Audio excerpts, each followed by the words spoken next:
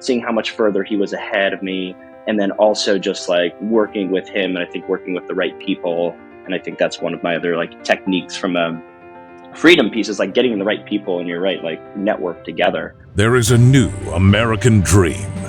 One that doesn't involve working till you're 65 before you start enjoying life. If you're someone looking for ways to regain control over your time and check off that bucket list now, you're in the right place. We share tips from experts on investing, personal finance, and mindset so that you can finally have the freedom to work less and live more. This is the Freedom Investing Podcast with your host, Chris Toribio. What's going on, everyone? This is Chris Toribio with the Freedom Investing Podcast, and I'm so happy you're here to join us for another amazing episode. If this is your first time tuning in, welcome to the show. Please make sure to hit that subscribe button so you can stay up to date with our latest episodes. Moving on to today's guest, we have Adam Kolojejchick-Kotch. Adam is the VP of Growth at PadSplit, the country's largest co-living marketplace that's specifically designed for the workforce. At PadSplit, Adam is responsible for market growth and management of the sales, general management, and marketing departments. Prior to his role, Adam was responsible for building out the company's operations, customer experience, general management, and market launch functions. His focus is to grow the amount of housing inventory available through PadSplit so more individuals can find stable, quality, affordable housing. Adam, welcome to the show. Before we dive into it, give us a quick 2-minute rundown of who you are, your background, and where you are in your journey to achieving time freedom. Thank you so much for having me. So my background, I'll kind of start early on with, I didn't know what I really wanted to do. I was graduating university and fell into consulting. Fell into consulting because I didn't really know what I wanted to do and felt that there was going to be enough variability in that career path. But I think it helped me build a lot of core skills. And so a lot of these time management things that we'll get to and prioritization, I think I learned a lot through these kind of key consulting areas. But what I found is, I was never really passionate about what I was doing, which is another piece of freedom is kind of understanding what you really want to work on and being passionate about what you do. And so what I would say is I was in consulting, gaining core skills, doing some growth strategy things, felt really excited about what I was doing, but not passionate. I fell into real estate investing. I'd say fell is a wrong word. I think all of these things take time. Nothing happens overnight. So I spent a lot of time getting into real estate and thinking about it. And my buddy and I, we purchased a quadplex in Atlanta, and we were trying to figure out what to do with it, and we converted it into co-living. And at that time, this is 2016, we weren't sure how we were going to fill it. We weren't sure if co-living was really an actual investing technique. We saw it as an opportunity because rents were increasing so much. We wanted to be the cheapest option in the area. And so we thought if we divided up this house, we could drop rent significantly. In the aggregate, we'd make a lot more, and we'd figure out how to manage this along the way. Fast forward 6 years later, however long it's been, we've been able to keep the place occupied. We've been able to keep rents low, and we've been able to create a pretty high return. So this whole co-living thing fell into me from a strategy perspective, and that's when I met Atticus, who the CEO of PadSplit and founder of PadSplit. He fell into this a lot longer than before I had, and started to build a product around managing it. And so, it took me about 1.5 years to convince him to hire me, because I was just so bought into this idea of just like doing it on my own, seeing how much further he was ahead of me, and then also just like working with him, and I think working with the right people. And I think that's one of my other like techniques from a freedom piece, is like getting the right people, and you're right, like network together. I saw him, loved working with him and Frank and John and others at the company, and spent 1.5 years convincing them to hire me. So I joined the company, as you mentioned, spent a lot of time building out the operations with my consulting background, and have recently moved over to the growth side of the house, more focused on sales, supply growth, and using, I think, the knowledge I have along with my operational background to help accelerate this marketplace. And so what PadSplit, really quickly, what it is it's a marketplace similar to Airbnb. So I'm giving you a playbook. You as a host, as an operator, are taking that playbook. You're dividing up your property and then listing individual rooms on our product. And then we drive demand. We do background checks, member screening. The member is able to book your individual room. Then we manage the collections. We have the product that helps manage the member to member interactions and then the maintenance issues. Or maintenance triage. And so that you as a host, similar to apartments.com or Airbnb, have a way to manage your property while also maximizing your rental income through co-living.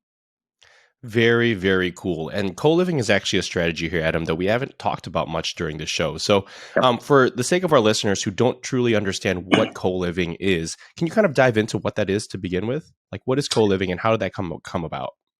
Yeah, I think it's interesting, and I've listened to one of the other co-founders, Frank Furman, talk about this a lot.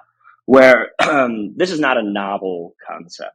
Like I fell into this, and I think Frank's always made the comment of just oh, I should ask my the younger generation what this co-living is, and the reality is you should ask your grandma and beyond, because like that's just how people lived, and it was not uncommon to live with multiple people in a house.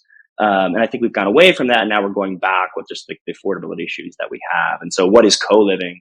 How we define it or have it is just that multiple unknown individuals live under a single house. And so, for us, it is really taking the playbook, like I mentioned, taking a single family house. As you look around your house, let's just take like a 4-bedroom, 2-bath. In that 4-bedroom, 2-bath house, there's likely a living room, maybe a family room, a dining room. And what I'm really doing is just converting those into additional rooms. And so I am we're thinking about this fractional model of how to develop more usable or rentable space, which allows you to drop rents significantly per that individual space, but per square foot, you're actually generating a lot more income. And so, been around a long time. There's been challenges with it. What we're trying to do is overcome those challenges that make it a lot simpler and easy for you to get into co-living. Love that. As someone who lives here in Chicago, we've also experienced the uptrend, an upswing in the co-living model, because a lot of people here have referred to it as gray collar professionals. Now, gray collar professionals, what exactly does that mean? Well, it's people who have just recently graduated from college that have finally achieved their initial career foot in the door. And these people still are stuck with student loans. Since they're still in a entry-level kind of position coming straight out of college, these people may not necessarily be able to afford the type of rents that a lot of these hot places are commanding here in Chicago. But they still want to experience a certain level of living, whether that be the finishes that are in the property or the amenities, whether that be a dog park or something along those lines. And so co-living has allowed many of these people, as you said, to be able to afford living in these places, while ultimately the entire unit in and of itself actually generates a little bit more income than you would as a traditional rental. So that's a really cool model. And so when it comes to PadSplit, it sounds like this is something very similar to Airbnb, is what you're saying, where you guys serve as the property management kind of component to it, as well as the ongoing advertisement and leasing of these places. Am I getting that correct? Close. We have an additional property management arm that we've scaled alongside our business. But what we do as a company is we are like a listing platform, so you can list your rooms. We drive members to your particular rooms or to the site to then book. So we do the background checks, the screenings, and then you as a host are involved in that piece to kind of you'll be able to set criteria and approve who's moving in.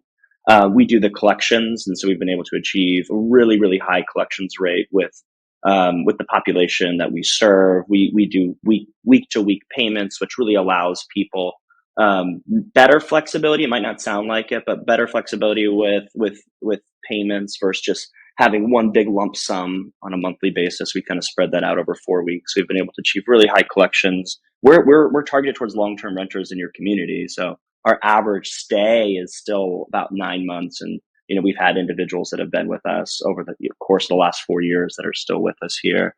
So we have that collections piece.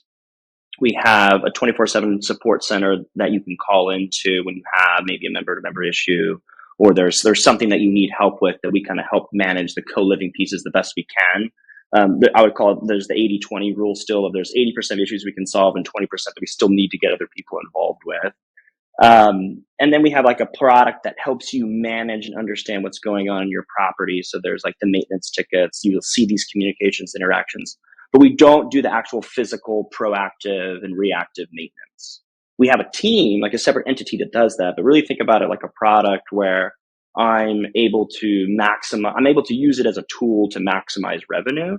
Well, but Adam is not in Chicago. Who knows Chicago better? Who knows the operations of a property manager, reactive or proactive maintenance? It's most likely you or someone in Chicago versus Adam. And so what we've done is allowed operators to utilize the platform to then create additional revenue, but they're still the ones that are, if there's a move-in issue, let's call it, and there's a physical issue at the house that needs to be resolved for someone to move in, you need someone locally there to do that. And who's better to do that is a property manager or a host. I can drive traffic. I can give you a playbook. I can help manage the pieces that I can. I think this, whatever, I'll keep doing these little plugs back to the freedom piece. It's really about like, where do you provide great value? Be really, really good at that, and let people where they've provided really good value kind of bolt on and into that. And so we don't do the maintenance. We do have a property management arm that we've been like scaling along, but it's really, if you're a really good operator, here's a playbook to maximize revenue. I don't need to tell you how to maximize your property management business.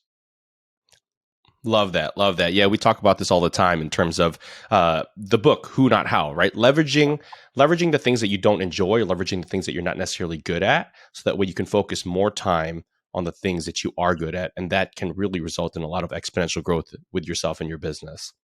Yep. And so when it comes to PadSplit, like let's say I'm an investor here in Chicago and I want to transition one of my units or one of my buildings into the co-living model.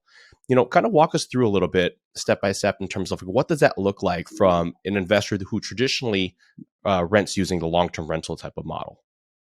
Yeah. So we're not in Chicago yet. We'd love to be. So, shout out to you and your listeners there. Like we're in certain 13, or I know it's nationwide, but in Chicago specifically, it seems like all these markets seem like they'd be a really good market.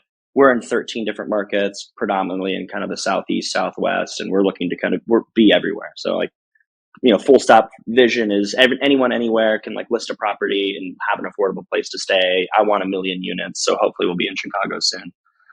What is the process? I think I'll break it down into two buckets. There's individuals or investors that don't have property and that do. So for the ones that don't, we've started to set up different networks where realtors, general contractors, and kind of property managers are all in some type of network or bucket, so that would help you purchase a good asset for a PadSplit. You have a GC that can then convert those rooms. There's different rehabs needed, right? Like if the property's in pretty good condition and putting up, in my first example of like a 4-2, I don't need to add any additional bathrooms, let's call it. I really am just putting up a few walls. It's pretty light touch, and you might be able to go find a contractor on your own. For some people that buy and do full rehabs, it's more extensive, and there's probably like a larger GC component there. So you would be able to convert, and then you'd be able to then we have a playbook that kind of walks you through some pricing pieces, what we have learned from co-living from a setup perspective, what makes sense, how many bathrooms to bedrooms, what's the minimum bedroom size, like all of those pieces, different artwork that we like to have, like minimizing common space. All of that is guidance that our account executives and team and even our product on the site helps guide you through. But I would say the first step is really just like having the asset and getting the right fit asset in the right area that you believe co-living could work. And talking about Chicago specifically, I don't know that market. You do, and you probably know where this would fit best. And I have found that hosts that have a particular thesis around have been the most successful and have pushed us to learn more. Everybody needs co-living everywhere because people just need a place to stay. We were originally in the core of Atlanta, and now we're kind of on the outer rings. And if you asked me this 4 years ago, would someone rent a room in this sub-market of Atlanta, I would say like, no way.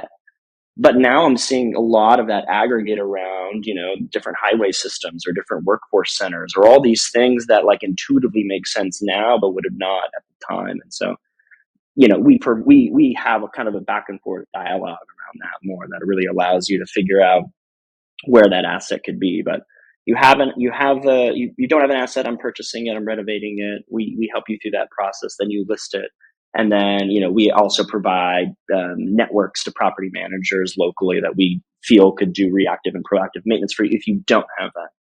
If you have a property, I think there's like benefits to that. And the negatives are I'm in a lease already. So I have to wait for that lease to end, or to terminate that lease to then do a conversion to then list. And so I think there's like some opportunity cost associated with that piece.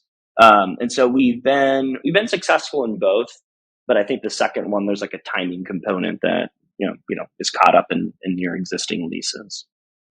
Right, absolutely. And so, as someone yourself who has experience, because you had your first quadplex converted into a co-living space, I guess what kind of drove you to utilizing this type of model in your own personal rental property? And I guess what kind of metrics and, whether that be type of population that's in there or the area that you're in, did you feel it was a good area to kind of utilize this model in your personal rental property?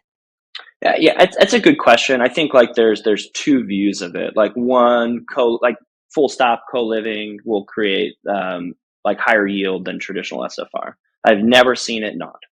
So because of that, you put yourself in a position to either underwrite differently, where maybe I'm able to enter maybe a little bit higher of a market or a transitioning market in the city where I'm able to then pay maybe a little bit more, or at least understand that I can with conversion be in a place because I know I'm going to generate more yield.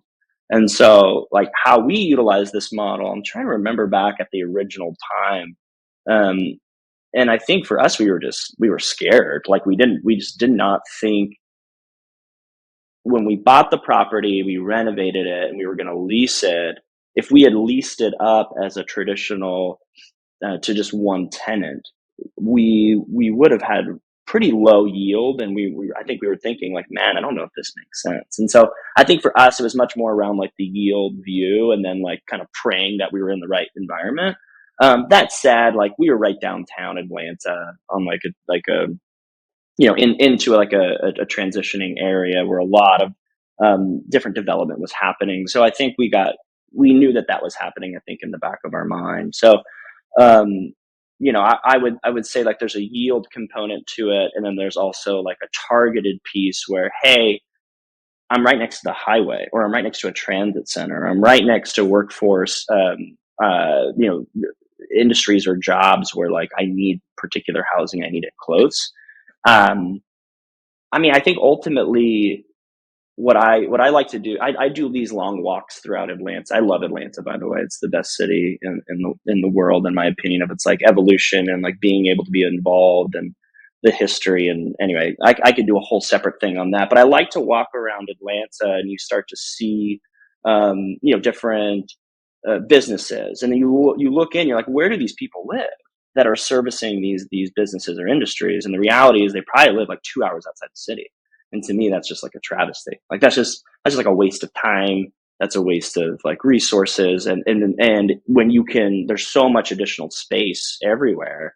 And if we were able to think of the world differently in like a fractional model, you can actually like create density and you can create opportunity for people that actually are servicing our communities. And so I'm kind of getting on this like ramble tangent, but I think like how do you know you're in a good area, or why do you select those areas? I mean, I would, just look around and like people need clean, safe, affordable housing everywhere.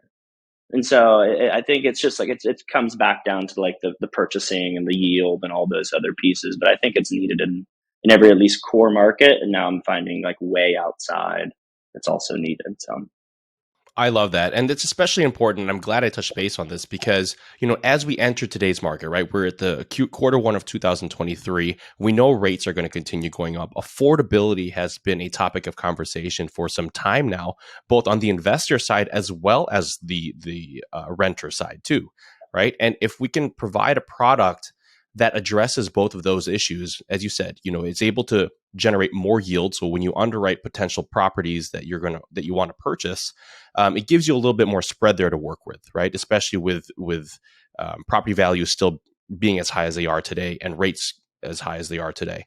But on Yep. the other end, in a population dense area like Atlanta, like Chicago, this is also an opportunity to provide affordable housing to people who still want to stay in the area, potentially because it's closer to work or potentially because it's an area that they just want to live in and they don't want to commute 2 hours away.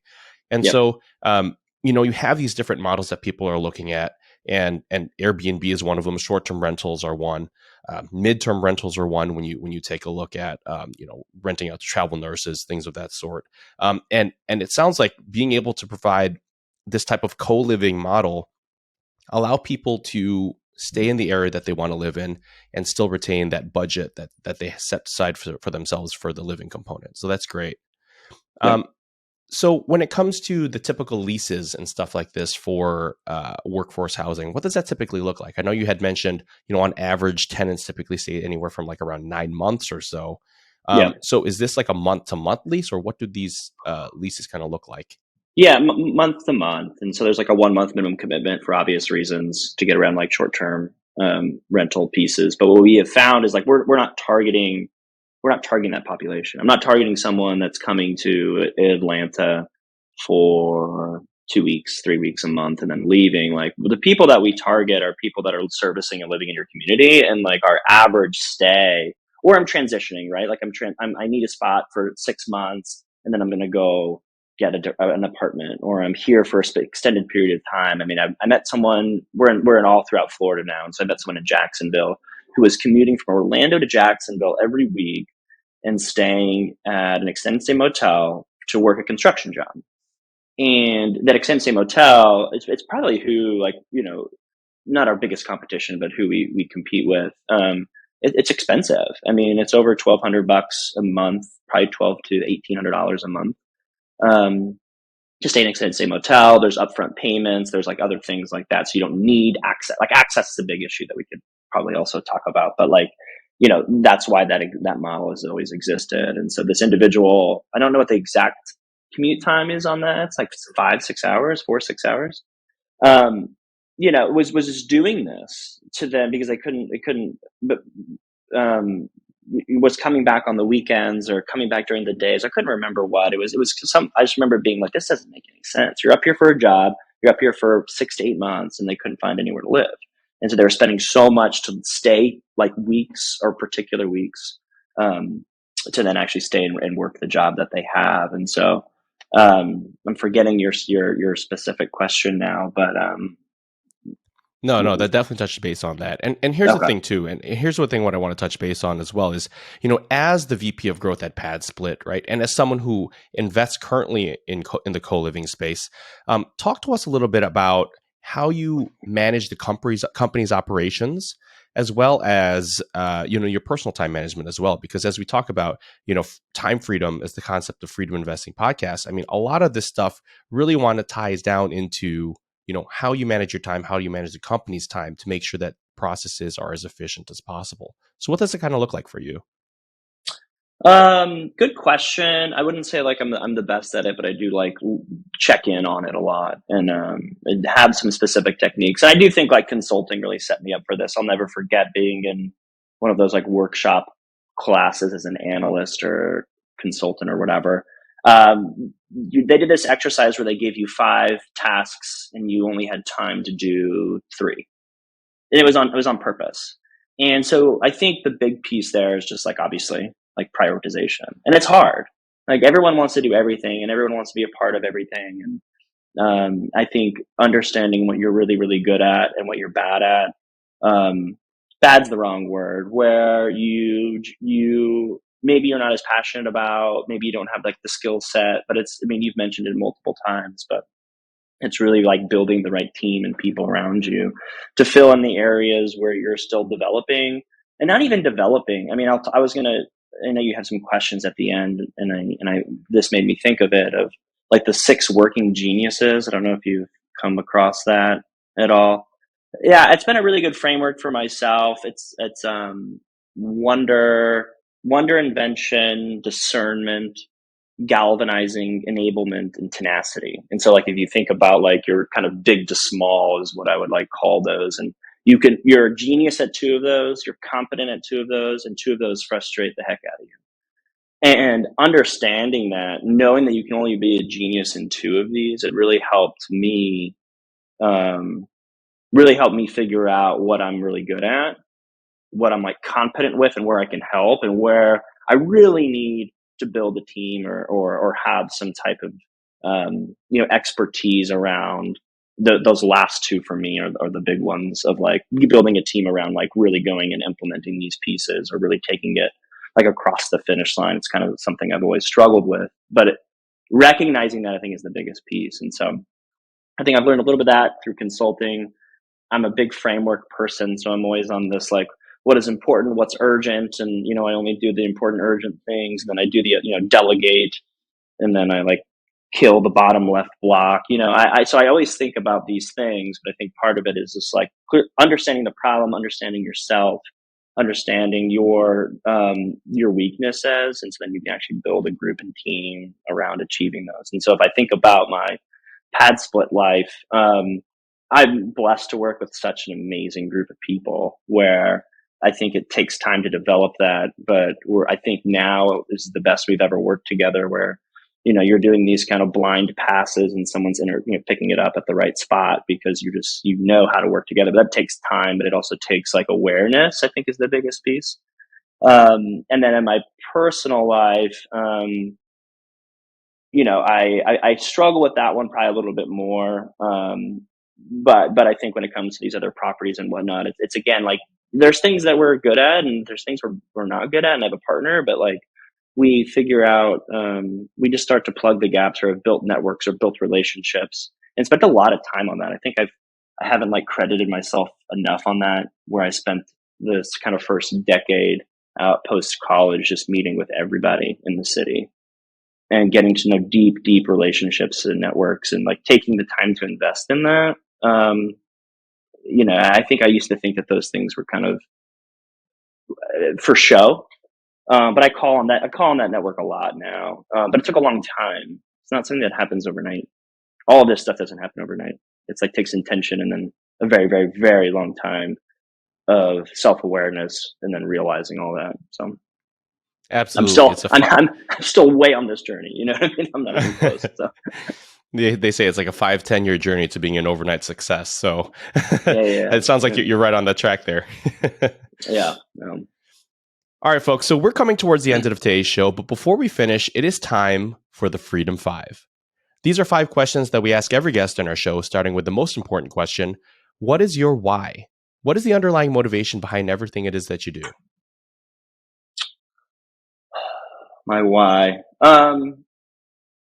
I used to go, I wish I remember my specific vision statement that one of my mentors did this, and he was so clear of what like guided every one of his decisions. And I'm forgetting mine at the moment, but like if I think about it, just like now and being with you and kind of what I've been working on, it's really to like build like a more sustainable world or future. And I know that that's maybe vague, but for me, it's when I think about like different development that's happening, or different investing structures, or whatever. There's like something that always aligns for me, and I think within co-living and PadSplit, it's like the first thing where like it aligns, where you can make as a host, you can generate a lot of rental income and potential passive income with how you set it up.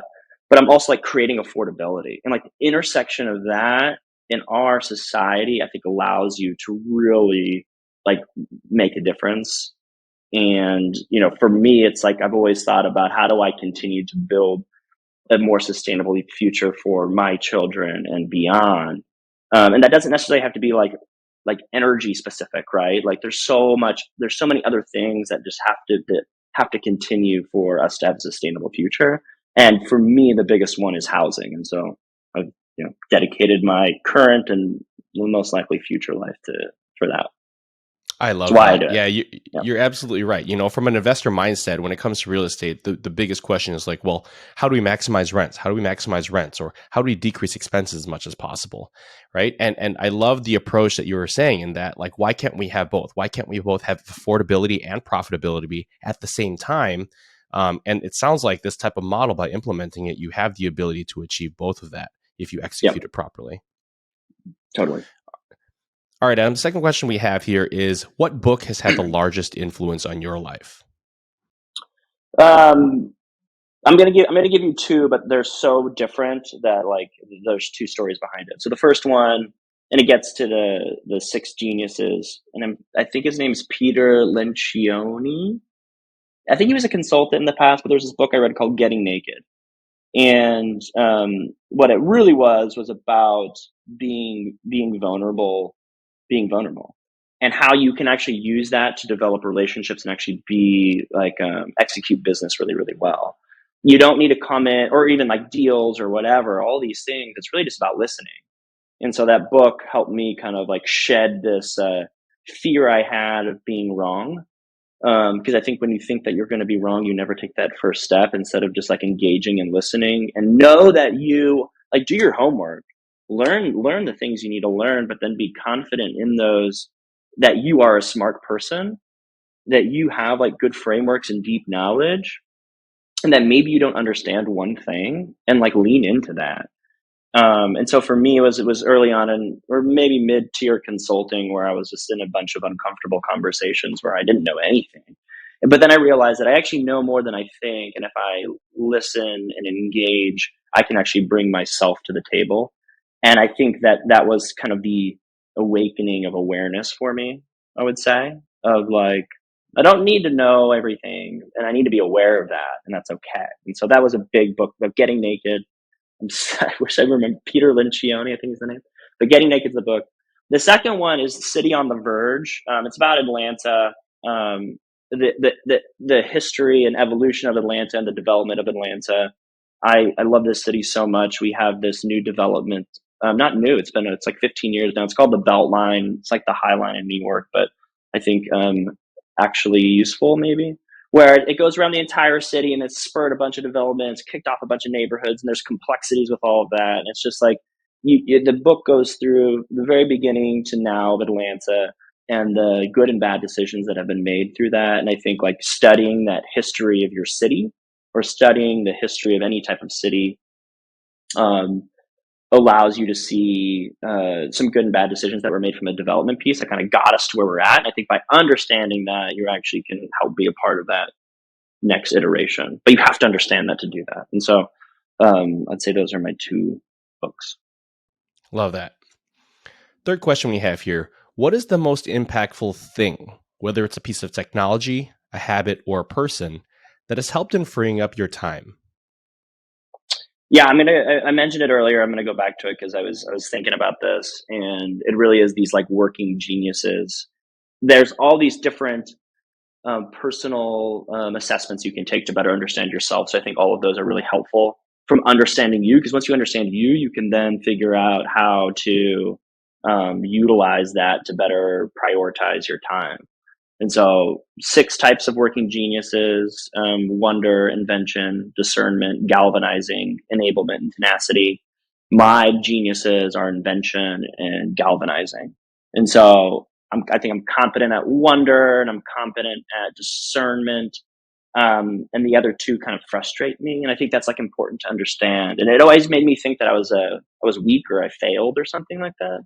But I'm really good at like creating new ideas to solve something. I'm really good at like getting a group of people around a particular idea to go solve it. Staying on top of that, getting it done, all this stuff. I think I can do it, but it frustrates me. And I think that's okay to know, because now I can actually do something with that. That doesn't mean that I don't do that work. I don't have to I'm absolved from that because I understand that it frustrates me. Like, no, I have to do that work all the time.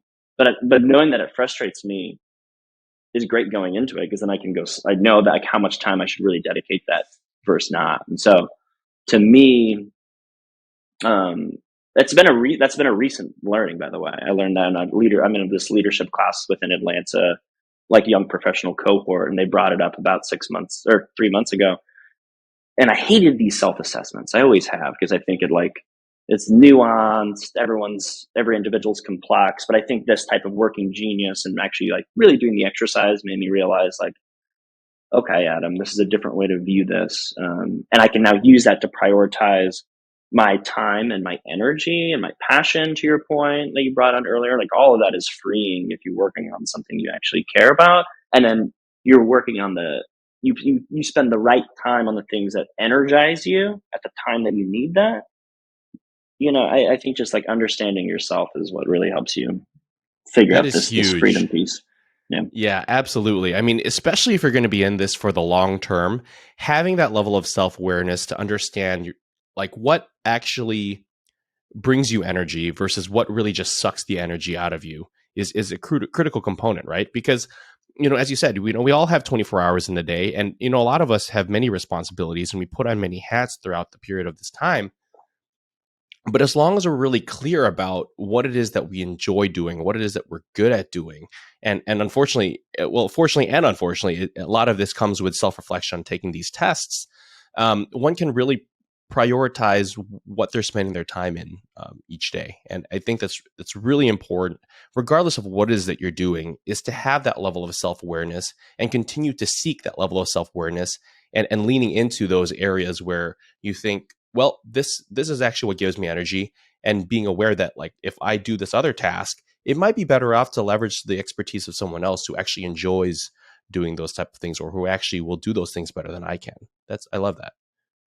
It's hard to do, I think, but it's like, or hard to, it's so necessary. Yeah. So necessary. Fourth question we have here: what is the number one piece of advice you would give to anyone looking to achieve more control over their time?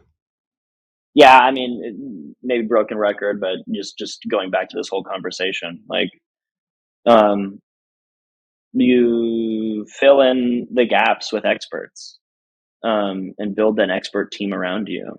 I mean, like I think about the network I've created now, and even in the PadSplit network and the group of people I'm fortunate enough to work with. We're all experts in different things, and I think like when you can create that, whether it's like implicit or not, especially like in my personal relationships, um, you start to fill in those gaps, and so you have people to go to and talk to. And I think I used to think I could do it all, and one of the ones that comes to mind is just like tax filing for my LLCs for these properties. Like I have no value there. I think understanding your value and then like helping out. But I tried to do it, I think, one year, and it was just a disaster. And I realized that like it took a lot of my time and I didn't even do it well. And it was this like kind of click for me of like, okay, Adam, time to find your group of people in all of these different scenarios that you have like you're going to go do this thing with. But it's just like filling in the gaps, understanding what you're really good at and what value you can bring.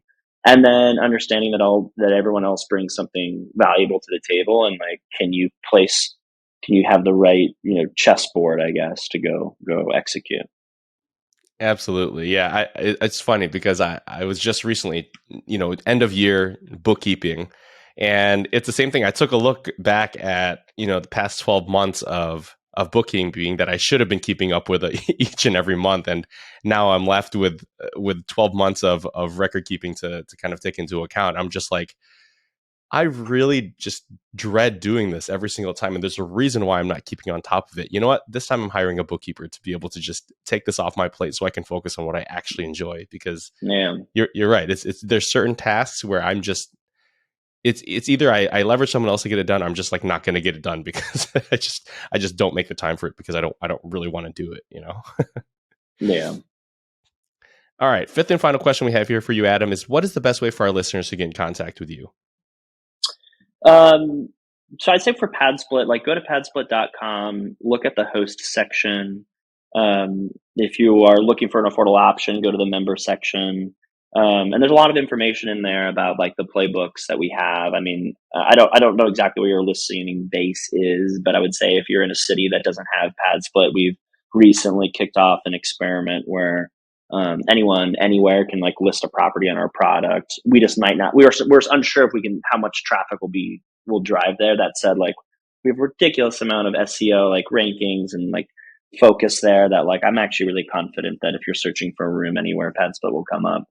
Anyway, you can list your rooms on our product anywhere, but we're focused in on specific markets right now, which is Atlanta, Richmond, Jacksonville, Orlando, Tampa, Miami, New Orleans, Houston, Dallas, Kansas City, Phoenix, Las Vegas, and Salt Lake. And so if you're in one of those, you should really look at PadSplit as an option to generate yield, to generate more passive income, and so you can have more time and freedom.